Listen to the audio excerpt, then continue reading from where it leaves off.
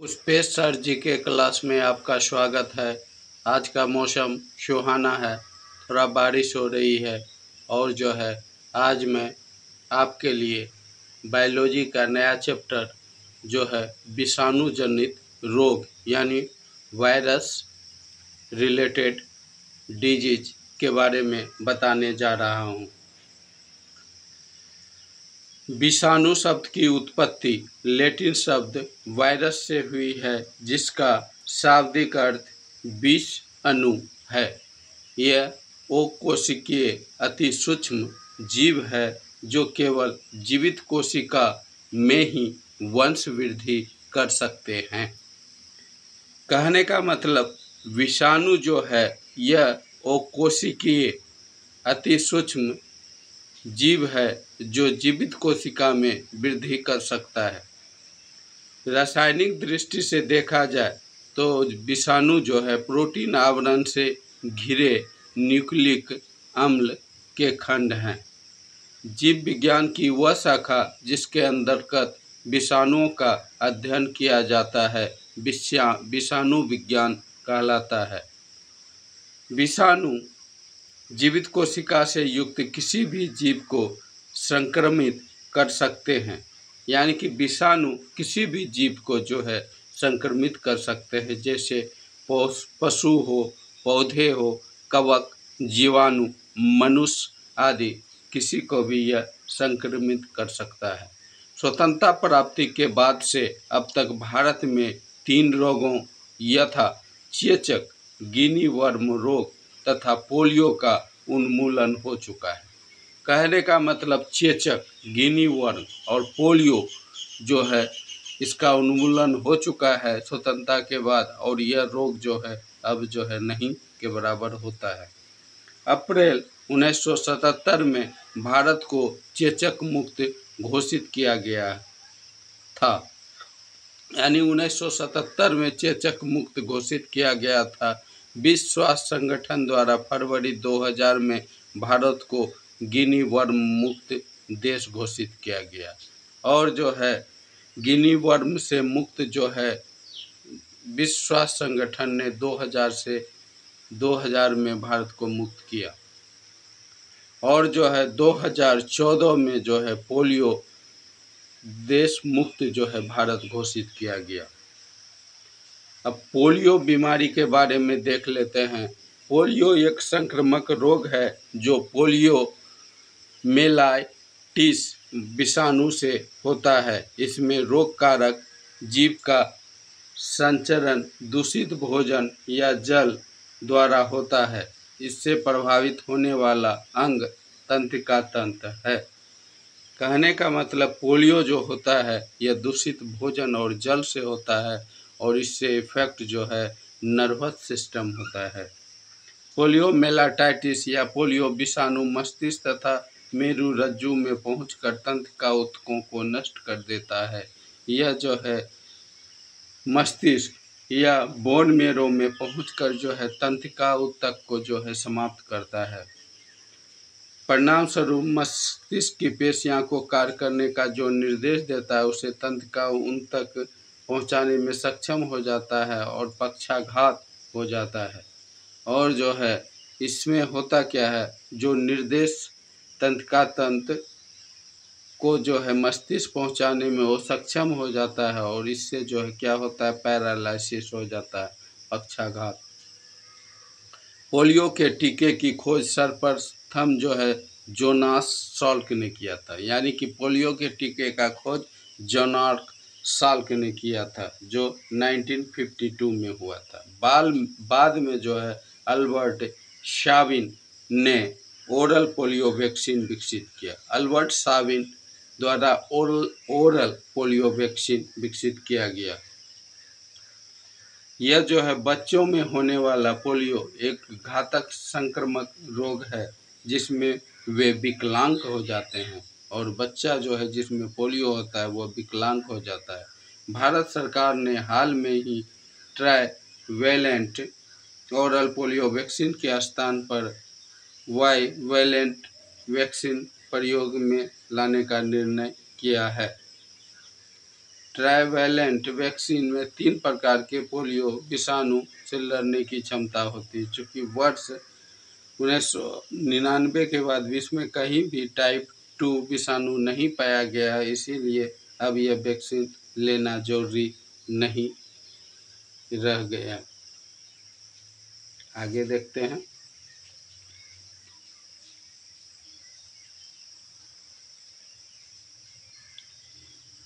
Reno virus रोगाणु सामान्यतः जुकाम के लिए उत्तरदायी होता है। सर्दी खांसी जुकाम जो होता है उसके लिए उत्तरदायी वायरस जो है रीनो वायरस होता है। जुकाम एक संक्रामक रोग है जो छींक, वायु इत्यादि के माध्यम से फैलता है। इसमें रोगी को सिर दर्द, हल्का ज्वर, आँख और नाक से पानी गिरना होता है। हेपेटाइटिस बी देखते हैं। हेपेटाइटिस बी वायरस हेपाडीएनए वायरस परिवार का एक सदस्य है। इसके कारण लीवर में सूजन एवं जलन होता है। हेपेटाइटिस बी से जो है लीवर में सूजन और जलन होता है, इससे लीवर डैमेज होता है। मप्स या कंठमाल रोग, यह विषाणु जनित रोग होता है। इसमें गल सुआ भी कहते हैं। इसमें पेरोटिड ग्रंथि कष्टदायक रूप से बड़ी हो जाती है। रेबीज या हर्पीज रोग भी विषाणु के कारण होता है। रेबीज विषाणु प्राय कुत्ता, बिल्ली, चमगादड़ तथा जंगली जानवरों जैसे लोमड़ी, रैकून इत्यादि में पाया जाता है तथा इनके द्वारा मानवों में पहुंचता है। रेबीज रोग को हाइड्रोफोबिया भी कहते हैं। यानी रेबीज को क्या और एक नाम दिया गया हाइड्रोफोबिया।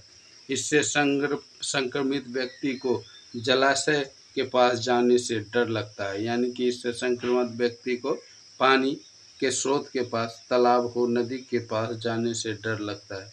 रेबीज का विषाणु केंद्रीय नाड़ी तंत्र को प्रभावित करता है और रेबीज का जो है विषाणु जो है सेंट्रल जो है नाड़ी तंत्र को जो है प्रभावित करता है।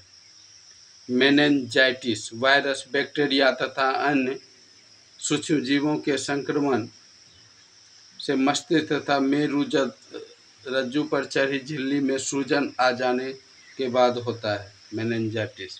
डेंगू ज्वर में हड्डी और जोड़ों में भयंकर पीड़ा तथा तेज ज्वर होता है। डेंगू में जो है हड्डी और जोड़ों में जो है तेज जो है पीड़ा और ज्वर होता है। इस रोगी को हड्डी तोड़ ज्वर भी कहते हैं। यह एक प्रकार से विषाणु से संक्रमित होता है जिसे एडिज इजिप्ट व क्यूलेक्स फैटिगेंस नामक मच्छर फैलाते हैं। डेंगू ज्वर से पीड़ित रोगी के रक्त में प्लेटलेट्स की संख्या बहुत कम हो जाती है। यानी कि प्लेटलेट्स की संख्या जो है ब्लड में घटने लगता है डेंगू पीड़ित व्यक्ति को। पीत ज्वर या येलो फीवर एक संक्रमण रोग है। इस रोग का कारक एक सूक्ष्म विषाणु होता है जिसका संचार एडिज इजिप्ट जाति के मच्छर से होता है। यानी कि पीत ज्वर जो है विषाणु संक्रमित है, इसका संचार एडिज इजिप्ट मच्छर से होता है। एडिज एल्बोपिक्स जिसे टाइगर मच्छर के नाम से जाना जाता है, पीत ज्वर या डेंगू ज्वर या चिकनगुनिया जैसे रोगों के कारक विषाणु होती है। एडिज एल्बोपिक्स टाइगर मच्छर के नाम से, जिसे टाइगर मच्छर के नाम से जाना जाता है। पीत ज्वर, डेंगू ज्वर, चिकनगुनिया जैसे रोग के कारक विषाणु का वाहक है। जापानी इंसेफेलाइटिस रोग का कारक पेलेवीविराइडी कुल का विषाणु होता है। इस विषाणु का वाहक सिर्फ क्यूलेक्स प्रजाति के मच्छर होते हैं। एड्स एक विषाणु जनित जानलेवा रोग है।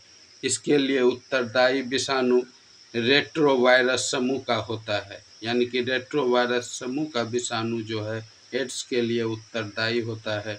यह रोग HIV से होता है। इसमें शरीर में रोग के प्रतिरोधक क्षमता क्षीण हो जाती है।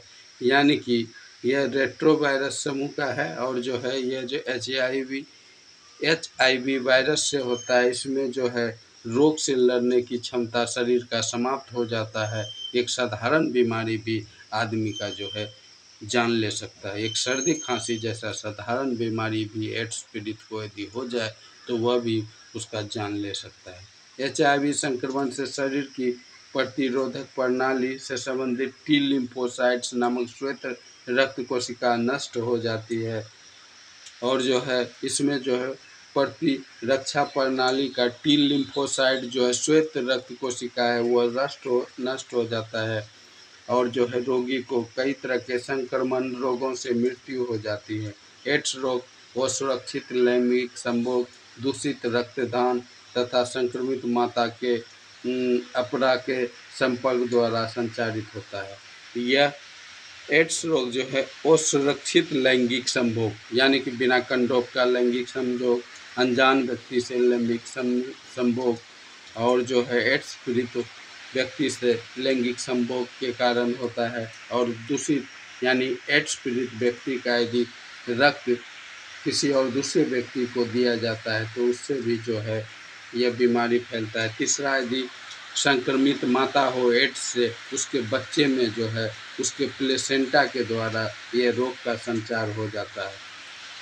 कहने का मतलब इसमें जो है प्रिकॉशन जो दी है, इसमें जो है सूखे चुंबन, हाथ मिलाने, साथ रहने, खांसी, छींक, मच्छर तथा रक्त चूसक कीटों के काटने से एड्स का संचार नहीं होता है। कहने का मतलब सूखे चुंबन से भी यह नहीं होता है, हाथ मिलाने से नहीं होता है, साथ में रहने, खांसी, छींक, मच्छर के काटने से भी यह रोग नहीं होता है।